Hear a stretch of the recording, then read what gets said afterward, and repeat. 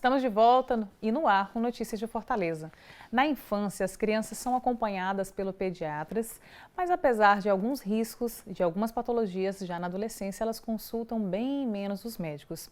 E é fundamental manter os cuidados básicos na saúde para a imunização adequada para evitar justamente outros problemas futuros.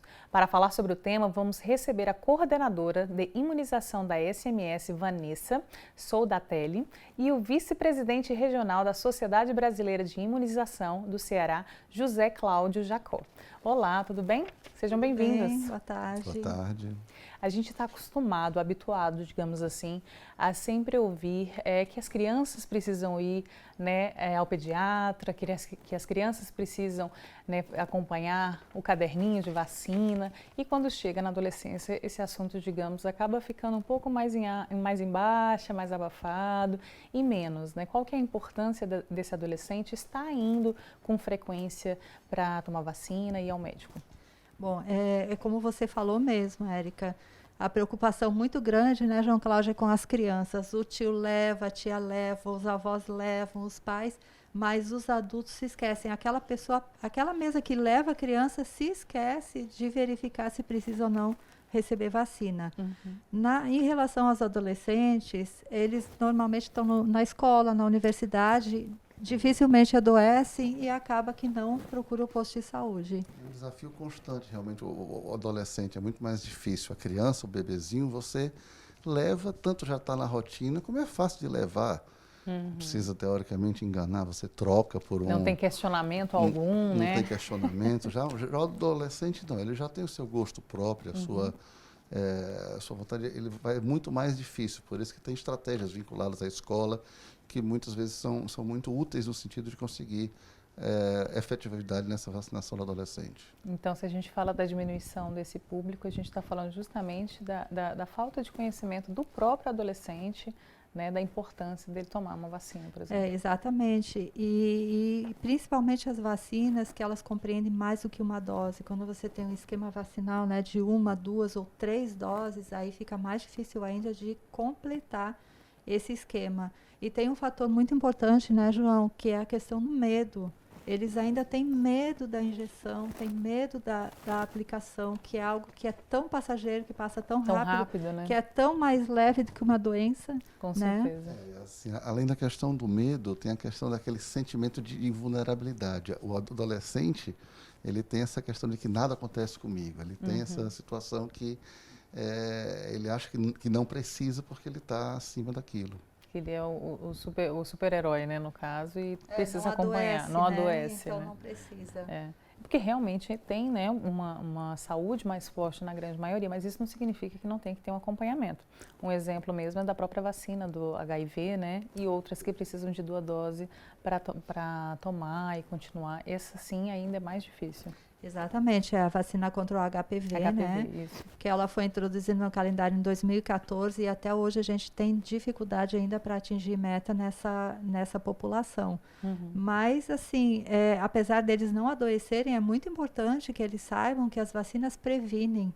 Então, você tem que fazer antes de adoecer a vacina, Então, é muito importante que se tenha essa atenção. A gente, como o Dr. João Cláudio falou, a gente no setor público, faz muitas ações dentro das escolas, nas comunidades, só que esse ano é um ano atípico. A gente não conseguiu fazer, mas a gente, a partir de agora, vai começar a retomar essas atividades.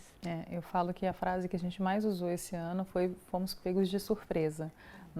E justamente a campanha, por ser da adolescência, ela precisa dessa atenção maior, tanto com as escolas, online, em alguma forma, para ter essa... que é necessário, Se ele quer continuar com a saúde de ferro, ele precisa fazer esse trabalho preventivo. Exatamente. As vacinas básicas da infância, aquela criança que recebeu todas as vacinas do calendário básico, de menor de 1 ano e com 1 ano até 6 anos de idade, são vacinas que são para a vida toda, Então, na adolescência, você fica fazendo os reforços, na fase adulta também fica fazendo o reforço, mas tem vacinas que são específicas para o adolescente, que eles precisam também dar essa importância para essa prevenção. A vacina do HPV, por exemplo, em virtude da pandemia, não sei se antes disso, ela fica disponível durante o ano todo para esse adolescente? Fica assim, ela fica em todos os postos de saúde, nós temos todas as vacinas disponíveis, né? Nas clínicas particulares também. Então, todo dia é dia de vacinação. Nós tivemos ali um período complicado, que a gente estava evitando também aglomeração, colocamos vacinação nas escolas para a gente ter uns espaços maiores, né? Uhum. Mas agora a gente já está retomando, as unidades de saúde estão com todo o cuidado necessário para evitar aglomeração e evitar que as pessoas adoeçam, né? Então pode voltar a procurar os postos de saúde tranquilamente, que está todo mundo preparado já para receber. E mais do que nunca a gente precisa estar com essa imunização em dia, né? Principalmente esse público jovem, essa criança, né? O adulto também, né? Que às vezes também tende a ficar mais receoso a tomar vacina, né? Então, mais do que nunca a gente precisa desse olhar atento para que todos possam se cuidar. Bom, a gente vai para mais um rápido intervalo e na volta a gente traz mais informações. Fica aí.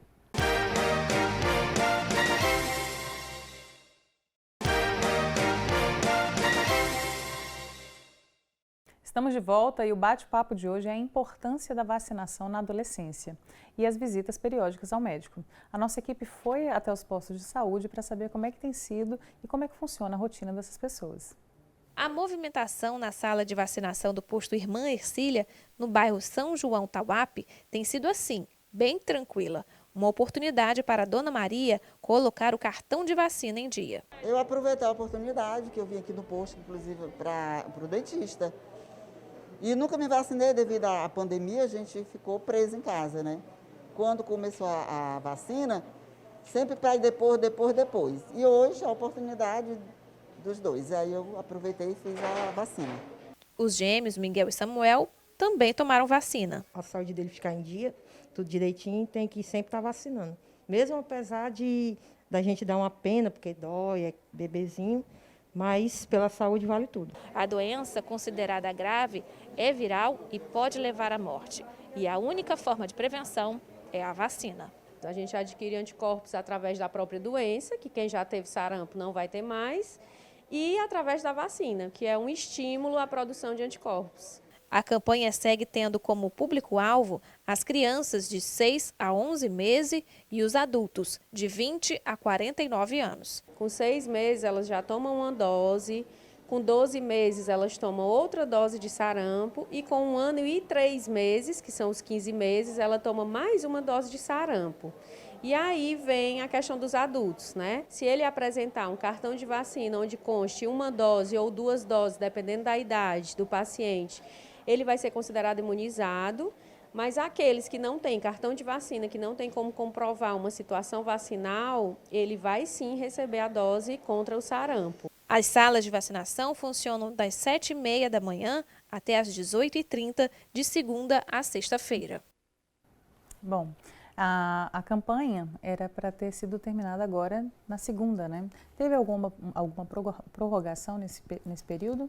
Teve sim, nós tivemos uma prorrogação até final de outubro, até 31 de outubro agora, devido à importância da vacinação desse grupo. Nós temos ainda 21 estados, né, no país que tivemos casos de sarampo, e desses 21, 9 estados tiveram casos confirmados em 2020. Nós tivemos em 2015 um surto muito grande de sarampo aqui em Fortaleza e nós não queremos mais ninguém doente de sarampo aqui.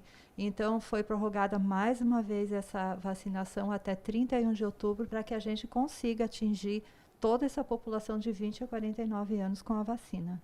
Com certeza, evitar o caos é o que todos nós queremos, né?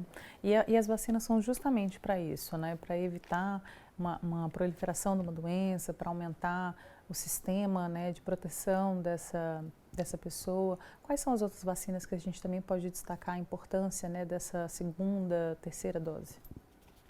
Sim, as vacinas previnem, né, João? Elas evitam as doenças, é a maneira mais segura de prevenir uma doença, é a vacina. E a gente tem uma oferta muito grande de vacina na rede pública, na rede particular. E E as pessoas elas precisam estar vacinadas. Hoje nós temos, são 19 vacinas que protegem contra várias doenças, né? Mais de 19 doenças, e elas estão ali disponíveis todos os dias em todos os postos de saúde para que as pessoas elas tenham essa possibilidade, né? E não venham a adoecer, pelo menos dessas doenças que são imunopreveníveis. O calendário de vacinação do Programa Nacional de Imunizações é um dos calendários mais completos do mundo. Só que, né? infelizmente, a gente não consegue observar que as coberturas vacinais estejam sempre elevadas como deveriam estar. Vacina que, às vezes, como a gente estava conversando aqui anteriormente, costuma ser cara e está disponível gratuitamente e não há uma aceitação. E não conseguimos uma cobertura adequada para aquela vacinação. Em virtude do público, né? E até eu estava me lembrando agora, João, a gente está ali acompanhando a vacina do Covid, né? Que estão se fazendo os testes e as fases que são importantes. Todas as vacinas que a gente tem na rede pública, elas passam por esse processo, né? Eu acho que em torno de 10 anos, mais ou menos, para se colocar uma vacina no mercado. Com certeza. Testes, pesquisas, né? Então, são totalmente seguras. São vacinas totalmente seguras que não provocam a doença, elas não têm essa capacidade, né? E as pessoas, elas não estão aderindo muito. É um mito que precisa ser quebrado, reflexão, né? A respeito de que a gente a gente quer uma vacina que não existe, todo mundo desesperado por uma vacina que ainda não existe, e inúmeras vacinas que estão disponíveis não são feitas. Então, antes dessa, tem uma série de vacinas para colocar lá no caderninho e deixar tudo em dia, né? São, e eu sempre digo, até falei da outra vez que eu estive aqui também sobre isso, são vacinas que já foram muito desejadas também, né, João? A CWY, a meningocócica, a pneumocócica, são vacinas que a gente desejou muito por anos. E elas estão aí agora para... Disponíveis, gratuitas, né? Exatamente. A gente vê assim que há uma procura louca num momento específico. Influenza, quando começa casos na cidade, surto na cidade, fica uma loucura, uma procura desesperada. Meningite também, quando aqui e acolá tem um caso, principalmente um caso que cai mais na mídia, a procura aumenta desesperadamente. Mas no dia a dia a gente não consegue ver, às vezes, essa procura de uma forma mais adequada. E tem outras vacinas que chegaram, né, para complementar ainda mais esse quadro vacinal, digamos assim. Tem uma que se chama ACWY, né, que ela entrou trazendo ainda mais benefícios. Como é que funciona? Pronto, eu queria que o Dr. João falasse um pouquinho sobre essa vacina que é muito importante e que é uma vacina que a gente desejou também muito. Inclusive, essa vacina está em fase de teste. Se a gente não tiver uma boa adesão nessa vacinação, ela vai ser retirada do calendário nacional de vacinação. Então, quem está em casa está no momento de prestar atenção aí, já chamar o adolescente para assistir. Então, essa vacina, na realidade, essa CWY, o que é? Cada letrinha dessa, A, C, W, Y, é porque essa vacina ela tem esses 4 tipos, 4 sorogrupos da mesma bactéria, do meningococo, que são... A vacinação ela induz anticorpos que são específicos para aquele tipo e para uma cobertura mais ampla existe essa vacina que é quadrivalente. Antigamente, a nível público, só existia a vacina contra o tipo C e a gente está vendo um aumento de casos de outros tipos em algumas regiões do Brasil, mas como a gente viu, assim, o trânsito de pessoas faz com que aquela região que não tem naquele momento aquele sorogrupo, em algum momento no futuro possa vir a ter. E aí a gente precisa já ter a imunização daquela população justamente para fazer um bloqueio disso aí. Por exemplo, na região sul do Brasil, o tipo W hoje tem aumentado bastante.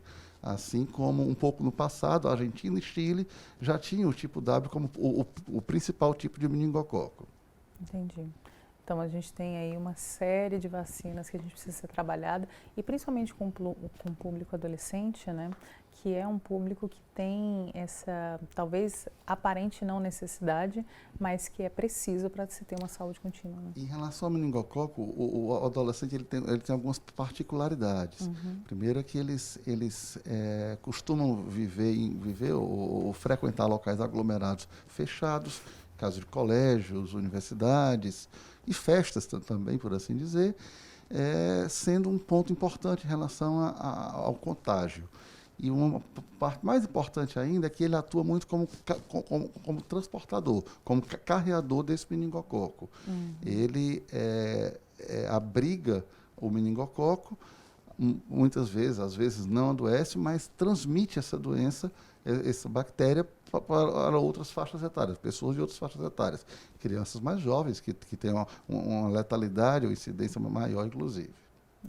A gente vê o adolescente, mais uma vez, como uma porta de entrada, né, para essas doenças, e aí que reforça ainda mais a responsabilidade dele se cuidar e prevenir e fazer o acompanhamento, né? Exatamente. E assim, você imagina que uma pessoa que é vacinada, ela deixa de transmitir a doença para todas as pessoas do seu convívio.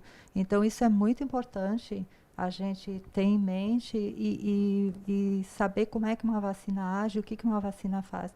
Ela protege uma família inteira, porque acaba indiretamente protegendo as outras pessoas também. Com certeza. É mais uma vez um olhar de que precisa se preocupar com o todo sendo chamado para atenção, né? Dentro dessas importantes vacinas que a gente falou, a gente tem uns outros detalhes que também é importante ressaltar, né? Por exemplo, os transplantados precisam de uma atenção redobrada para a vacina, né, do HPV. Por que esse detalhe? Até é importante você falar isso, porque na rede pública nós temos 2 públicos para receber a vacinação contra o HPV, que são as meninas de 9 a 14 anos, os meninos de 11 a 14 anos, e tem esse público, que são as pessoas que precisam fazer um transplante só de órgão sólido, de medula, ou pacientes oncológicos, também pacientes que vivem com HIV/AIDS, de 9 a 26 anos de idade, eles também podem receber o esquema de vacinação contra HPV. Nos adolescentes, nas meninas e os meninos até 14 anos, são 2 doses na rede pública. E para esse público, que são pessoas mais suscetíveis e que precisam ter uma proteção maior, são 3 doses da vacina, é um esquema diferenciado. Então, de 9 a 14 meninas, 11 a 14 meninos, e de 9 a 26 anos de idade é esse público que precisa fazer transplante, que vive com HIV, paciente oncológico também, podem receber a vacina na rede pública.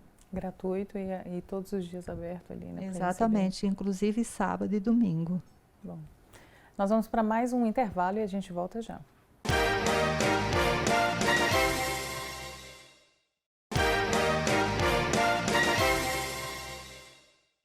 Estamos de volta e o papo de hoje é vacinação e saúde na adolescência.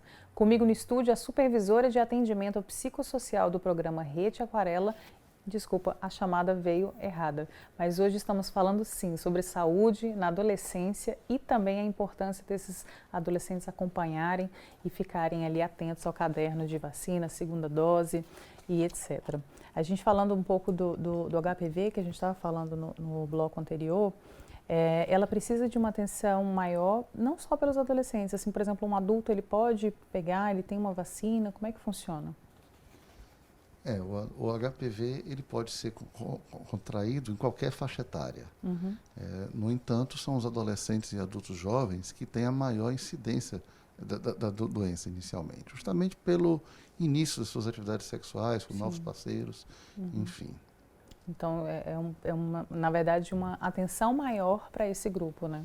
Exatamente. E a vacina que a gente dispõe na rede pública é para esse grupo realmente de adolescentes, né? As meninas, como eu falei antes, a partir de 9 anos de idade, crianças, né? Crianças. A partir de 9 anos de idade, que quanto mais cedo fizer a vacina, maior será a proteção, né? E para evitar também que no início da atividade sexual eles estejam desprotegidos, né? Na verdade, é importante ressaltar isso com os responsáveis, né? Que não é porque a criança está tomando a vacina nova, né? Que, mas ela nem tem idade ainda para relação sexual e etc e tal. Mas não é isso, né? Agora é importante também combater um mito de que a vacina não adianta se já tiver iniciado a atividade sexual. Pelo amor de Deus. O objetivo da vacinação é ser feito o quanto antes possível, quanto mais cedo possível, melhor, mas não existe nenhuma contraindicação de vacinação relacionada à atividade sexual, porque esse é um dos mitos e tabus que existem acerca dessa vacinação. A gente poderia fazer um mitos e verdades só sobre a questão do HPV, que HPV gera a gente conversa 3 coisa, dias né? aqui e não acaba o assunto. Exatamente. Tem muito assunto, né? E falando justamente sobre isso, né? E tantos mitos e verdades que a gente vai tentar esclarecer alguns. Quais são, assim, os sintomas, por exemplo, que podem indicar até para essa pessoa ir no posto, ver a vacina, ver o que ela pode fazer? A infecção por HPV ela pode evoluir de diversas formas. Ela pode ser uma infecção aguda, com curta duração, com uma evolução para cura espontânea, sem a pessoa ter nem detectado que teve. No entanto, em algumas pessoas, a evolução da doença, a infecção pode custar mais tempo, pode demorar um pouco mais, que é o que a gente chama de infecção persistente. Então, essa infecção mais demorada, ela pode fazer com que o vírus incorpore o DNA da célula, e esse é o ponto de partida. O DNA na célula da pessoa alterado é o ponto de partida para a origem dos cânceres, que seria o câncer de colo de útero, mas também câncer de pênis, vulva, vagina, região anal, ou até mesmo a região da orofaringe. Então, nesse caso, a gente tem que, em termos de tratamento, seria acompanhar, seria visualizar uma lesão, porque o tratamento da infecção em si não existe. A gente tem que procurar detectar a existência de alguma lesão, e de acordo com o grau da lesão detectada é que você vai tomar uma decisão por fazer uma retirada cirúrgica, uma cauterização, ou que, infelizmente, às vezes um caso de câncer já chega numa fase mais avançada, e aí a gente teria que já partir já para uma quimioterapia ou até uma retirada cirúrgica mais agressiva.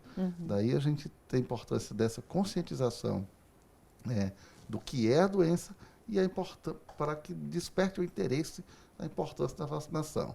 Lembrando também que a gente falou agora de câncer, mas essa vacina também tem 2 tipos presentes na vacina que estão associados às verrugas genitais.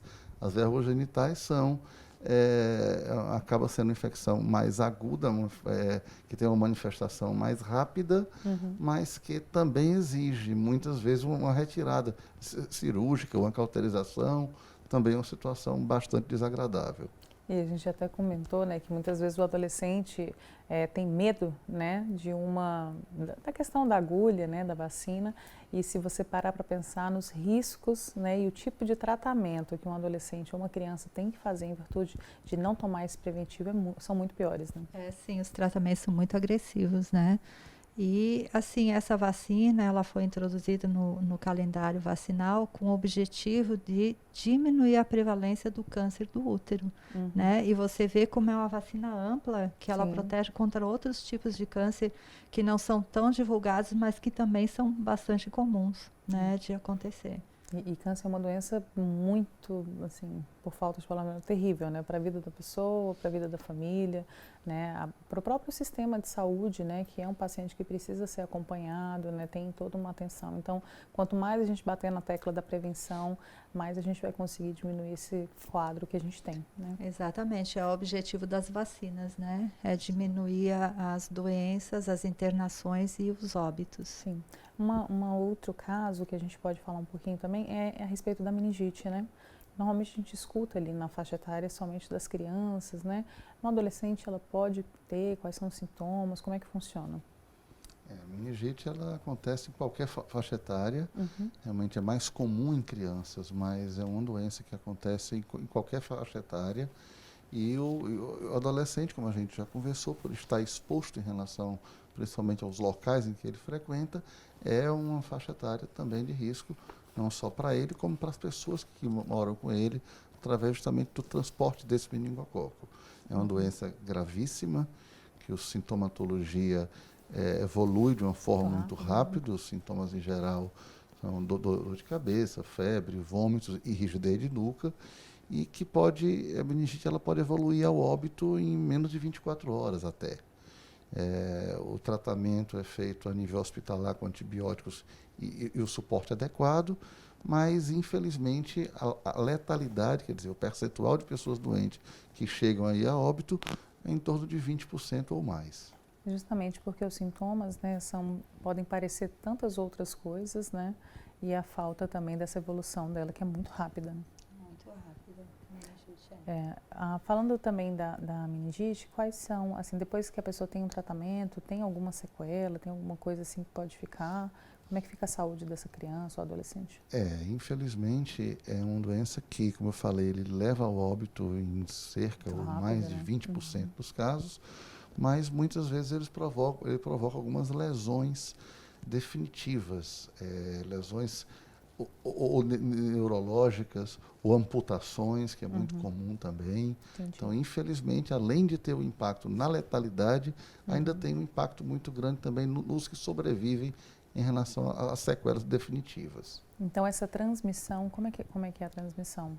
De pessoa para pessoa, pelo ar, né, o que torna a situação bem mais grave, assim. Sim. Acaba que alguns dos hábitos que a gente tem criado agora, em virtude, né, da pandemia, do Covid-19, são hábitos que a gente já deveria ter, né? Exatamente, são hábitos simples, né? Que a gente, desde a época do H1N1, não sei se as pessoas se lembram, 2010, né? Que a gente também teve uma pandemia de H1N1, que a gente vem falando esse hábito de lavar as mãos, né? Não usamos máscara naquela época, mas assim, são hábitos simples que a gente tem que levar para a vida toda, que podem proteger muito e evitar muitos problemas, né? E falando um pouco mais sobre a meningite, tem por exemplo, algum período do ano que é mais comum o surgimento dela ou não? A meningite ela é endêmica na nossa região ao longo de todo o ano. Então é comum acontecer meningite. Aumenta um pouco a incidência nos meses de chuva, mas ela não invalida a possibilidade de ter em qualquer momento do ano. Falando um pouco sobre sarampo, por exemplo, como é que funciona essa questão? Se tem algum caso que surge, né, feito já uma ocorrência para acompanhar, como é que funciona? Sim, isso é muito importante. A gente tem primeiro lugar a pessoa pelo menos imaginar, suspeitar que seja o sarampo, né? A gente tem vários sintomas, mas aquele exantema que a gente chama, que é aquela vermelhidão no corpo, aquelas manchas vermelhas, a febre, e pode ser tosse, pode ser conjuntivite, ou inflamação dos olhos, a coriza, né, o nariz escorrendo. Se a pessoa tiver pelo menos 3 sintomas, sendo que 2 seja febre e exantema, a gente já suspeita de sarampo. Nesse caso, a pessoa procura um serviço de saúde. Em 24 horas, a gente tem que fazer a notificação desse caso, porque quando a gente notifica, a gente já aciona a vigilância epidemiológica que vai acompanhar essa pessoa. Em 48 horas a gente faz a investigação, então vai alguém atrás dessa pessoa para saber todos os lugares por onde ela andou nos últimos dias, faz toda a linha do tempo, que a gente chama, e aí faz o bloqueio vacinal. Então, todas as pessoas que tiveram contato com esse caso suspeito de sarampo, elas são vacinadas, e aí a gente faz o acompanhamento dessas pessoas até 28 dias depois. Porque o sarampo, a pessoa doente, ela começa a transmitir o sarampo 6 dias antes de aparecer os sintomas. Então, a gente precisa saber todos os locais onde essa pessoa andou para a gente encontrar os contatos dela e fazer o bloqueio vacinal. Justamente.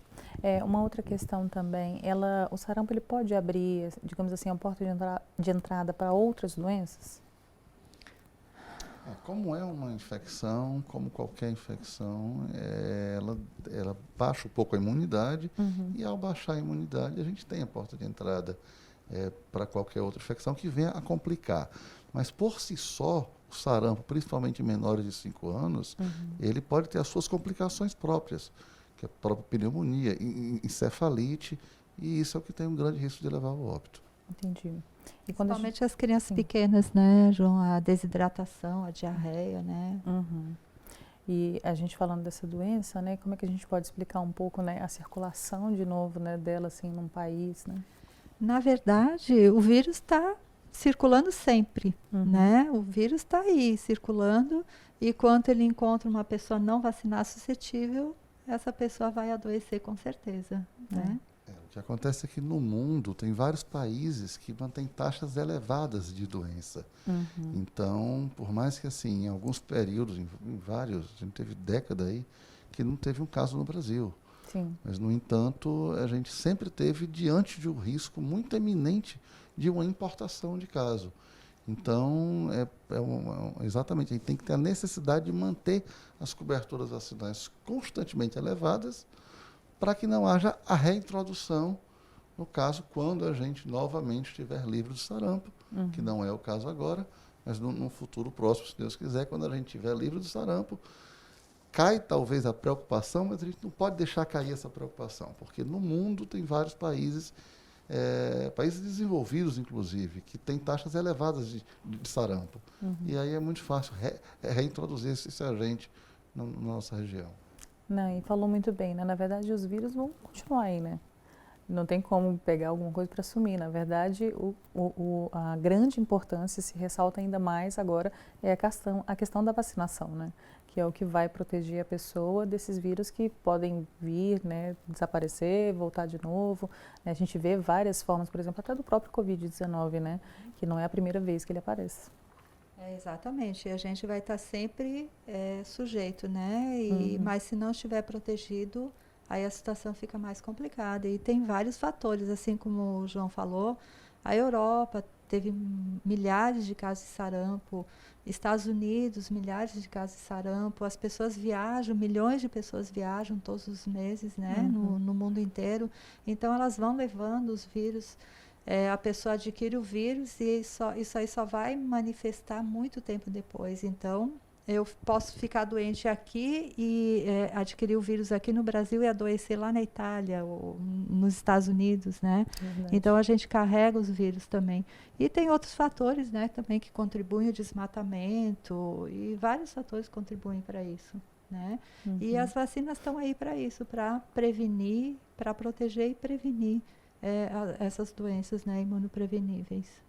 Bom, e é isso que a gente espera, né, que com o programa de hoje a gente possa ter alertado bastante, né, as famílias da importância, né, de fazer parte desse caderno de vacinação, se prevenir, né, que é mais uma coisa que você não está se ajudando somente assim, né, mas todas as pessoas que estão à sua volta, né, então é mais um convite para que vá, vacina, confira, é gratuito, está aí. Então, a gente só quer reforçar isso mesmo e agradecer a participação de vocês também. Isso mesmo. Muito obrigada. Obrigado também.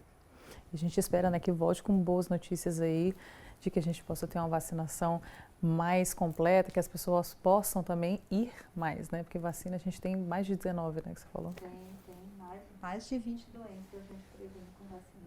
Então, fora soros, imunoglobulinas, né? Tem bastante coisa. Bom, e você aí, até o próximo encontro, continue com a nossa programação e já já tem o Giro Fortaleza. Um abraço e até mais.